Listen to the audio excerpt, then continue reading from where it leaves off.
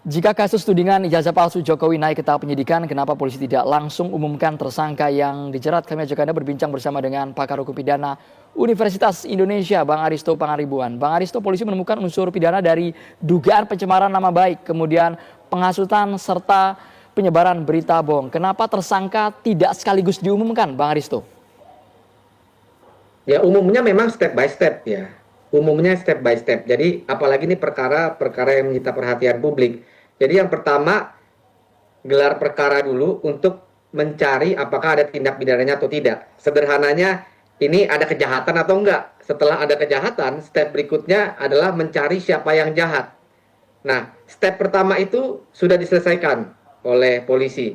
Tinggal menuju step yang kedua. Jadi seluruh sumber daya, seluruh perhatian nanti akan ditujukan untuk menentukan siapa nanti tersangkanya. Jadi itu step by step aja. Tetapi saya yakin cepat atau lambat, dan saya rasa tidak akan lama lagi, pasti akan ada tersangkanya. Jadi saya sudah pernah bilang juga di TV One, jauh sebelum penyidikan ini sebenarnya untuk menaikkan ke penyidikan atau tersangka, sebenarnya kekuatan pembuktiannya sudah cukup. Makanya saya bilang, kalau ini ibaratnya pertandingan sepak bola, ini sudah 3-0 tadi awalnya. Kenapa? Yang pertama, jangan lupa, bukti yang paling kuat itu UGM sudah mengatakan ijazahnya asli. Itu yang pertama. Yang kedua, lab for Barreskrim juga. Nah, ini yang dinamakan kebenaran formil atau legal truth. Dan sistem pembuktian di Indonesia ini, mohon maaf, rendah memang. Fokusnya adalah kepada dua alat bukti, kuantitas. Dan ini sudah terpenuhi, bukan hanya untuk melakukan penyidikan, tapi juga menetapkan tersangka.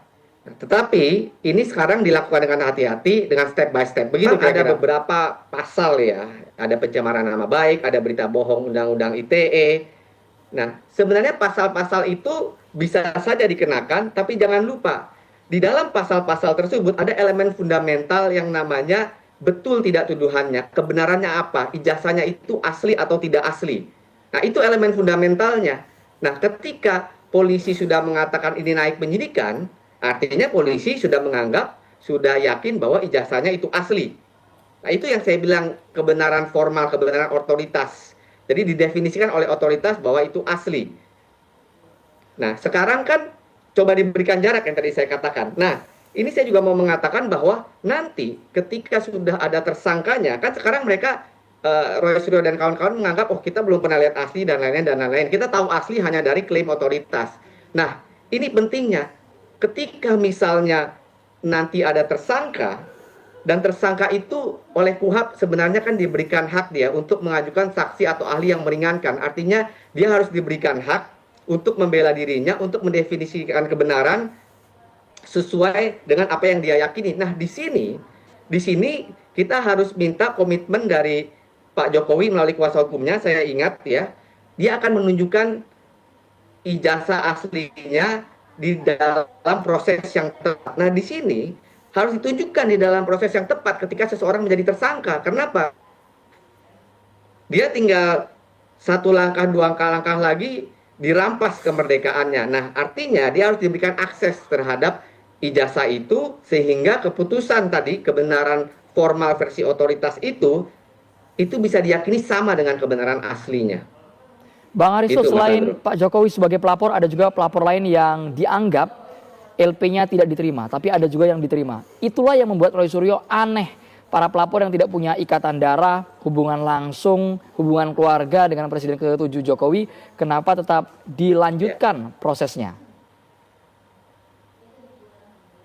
Karena begini, karena pasalnya adalah pasal berita bohong. Jadi berita bohong itu yang menyebabkan konflik. Nah, putusan MK mengatakan kalau berita bohong menyebabkan konflik itu, konfliknya harus real. Jangan juga di online. Nah, ini tugas polisinya. Artinya kalau pasalnya Undang-Undang ITE tentang berita bohong penghasutan Pak Jokowi, tapi mewakili masyarakat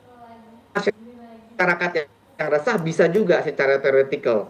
Itu yang pertama. Tapi jangan lupa syarat yang kedua. Mahkamah Konstitusi sudah mengatakan kalau mau memakai pasal-pasal berita bohong, ya, pasal-pasal seperti itu harus dibuktikan ada konflik yang betul-betul konflik di dunia nyata. Jadi konflik misalnya perang-perang komentar atas netizen itu tidak bisa dijadikan dasar. Nah, kalau pertanyaan Mas Andro, bisa nggak sih pasal itu dikenakan? Ya bisa. apakah semua prasyarat yang memenuhi untuk pasal itu dikenakan? Indikasinya iya, karena sudah penyidikan. Tapi apakah seluruhnya memenuhi sehingga harus ditetapkan tersangka, sehingga bisa ada tersangka? Nah, itu yang kita harus lihat. Polisi juga harus membuktikan bahwa memang ada konflik di dalam masyarakat yang real, bukan hanya konflik antar netizen, konflik yang ada di dunia maya. Gitu, Mas Andro. Soal keraguan keaslian ijazah Jokowi ini, Bang Aristo, pihak Roy Suryo juga mempertanyakan kenapa ini hanya dibuka di posisi kepolisian, harusnya kan dibuktikan saja di pengadilan, ini asli atau tidak. Inginnya pihak Roy Suryo ya dibawa ke persidangan, bukan berhenti di polisi. Iya loh, persidangan yang mana? Kan ini belum ada persidangan. Jadi yang ada kemarin kan persidangan di Solo ya, persidangan perdata tapi itu. Nah di Solo mengatakan, oh ini bukan otoritas saya, karena ini perkaranya ada dimensi pidana, ada dimensi tata usaha negara. Itu namanya perselisihan prayudisial, sehingga bahasa hukumnya itu tidak dapat diterima karena ini bukan wewenang saya. Oleh karena itu dipindahkanlah prosesnya kepada proses pidana, bahwa betul dalam proses pidana itu nanti ijazah itu adalah alat bukti utamanya, karena elemen tadi saya bilang elemen fundamental pasal ini kebenaran ijazah itu asli atau tidak. Nah, kita berbicara apa itu definisi asli. Tapi yang saya mau katakan adalah ya supaya ijazah ini dapat ditunjukkan kepada Rosyuro dan kawan-kawan. Kenapa? Ya dia harus diberikan akses membela dirinya. Apa yang dia mau bela dirinya kalau dia tidak pernah lihat ijazahnya? Begitu Mas Andro. Jadi kalau menurut Bang Aristo, alat bukti dari pihak Roy Suryo dari kacamata hukum pidana, apakah memang betul ini artinya tidak kuat sehingga proses ini ke penyidikan, tersangka bisa mengarah ke mereka dugaannya? Atau seperti apa Bang Aristo? Ya, dengan situasi sekarang ya kelihatan ini anginnya ini ke arah kubu Pak Jokowi. Ya artinya bukti dengan naiknya penyidikan ini, dengan bahasa sederhana, bukti-bukti yang diberikan kubu Pak Jokowi itu lebih kuat daripada bukti-bukti yang diberikan oleh Pak Roy Suryo. Kenapa? Karena yang di Barreskrim gini, yang di Barreskrim itu kan perkara yang kubu Pak Roy Suryo itu attack Pak Jokowi, yang TPUA. Nah itu dihentikan. Itu satu. Sedangkan yang di Polda, ini kan Pak Jokowi yang dalam tanda petik attack atau defense lah dia.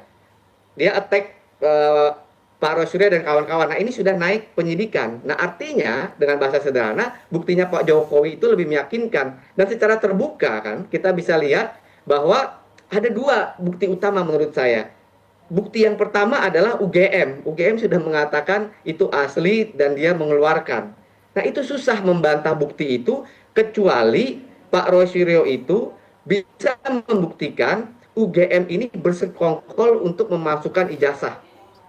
Nah ini sulit untuk menyerang jantung pertahanan ya dengan argumentasi seperti itu agak sulit ya. Nah makanya sekarang yang dilakukan oleh kubu Roy Suryo itu dia menyerang lewat pinggir kalau saya katakan ya. Apa maksudnya lewat pinggir? Jadi pertama misalnya soal membandingkan ijazah, oh huruf A-nya yang ini lebih masuk, yang ini nggak masuk.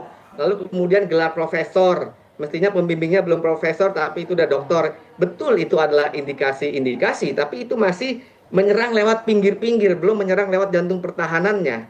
Itu begitu analisa saya Mas Andro. Baik. Bukti keduanya Bang Aristo, untuk bukti keduanya agar paling tidak memuaskan pihak Roy Suryo. Oh, sorry. Bukti yang kedua adalah lapor dari Barreskrim Polri. Dan jangan lupa Barreskrim kan mengklaim dan kubu Pak Jokowi juga mengklaim bahwa dia yang diperiksa secara analog di itu adalah ijazah aslinya. Berarti ada ijazah aslinya. Nah, dua bukti ini, itu yang saya katakan, itu harus dibantah, harus diserang, harus di-counter. Dengan apa? Yang pertama, itu yang saya katakan, memberikan jarak antara kebenaran otoritas dengan kebenaran real. Nah, bagaimana caranya? Ya salah satunya adalah membuktikan yang pertama bahwa UGM ini juga bersekongkol nih dengan memasukkan ijazah, bahwa ijazahnya itu dikeluarkan secara tidak resmi. Karena gini juga Mas Andro, ada beberapa definisi asli ya. Misalnya, asli yang pertama ya tentu asli yang dikeluarkan, ya, asli dan palsu. Yang kedua, apakah betul pernah dikeluarkan asli tapi hilang kemudian dicetak ulang. Yang ketiga, betul ijazahnya dikeluarkan oleh UGM, tetapi cara mendapatkan ijazahnya mungkin tidak betul. Apa misalnya? Nah, itu yang diserang Pak Roy Suryo misalnya, oh skripsinya nggak ada, skripsinya meragukan. Oke. Atau yang keempat, betul-betul palsu. Apa itu betul-betul palsu? Yaitu argumen misalnya Universitas Pramuka, itu kan betul-betul palsu. Nah, ini juga saya mau tahu sebenarnya definisi dari variasi asli dan palsu ini yang mana yang diserang oleh kubu Roy Suryo dan Rismon CS ini. Sehingga kita bisa tahu sebenarnya apa tujuan argumentasinya, apa arah argumentasinya untuk mengatakan bahwa ijazah itu palsu, gitu Mas Andro. Tapi tadi kalimat menarik dari Bang Aristo, perlu ya Bang ya berarti ya menunjukkan langsung dari pihak Jokowi kepada Roy Suryo agar tidak ada lagi kecurigaan, tidak ada lagi indikasi Kalau yang saya dianggap bilang sih janggal. perlu ya. Nah, tapi Meskipun mereka tertutup kapan ya? pertemuannya. Gini, kapan? Kalau di pengadilan iya dong, harus pasti. Oke. Karena kalau pengadilan itu kan terbuka untuk umum. Kalau pengadilan pidana. Tapi kalau saya justru rekomendasikan, ya kalau saya justru kalau boleh berharap, ditunjukkan ketika sudah ada tersangkanya.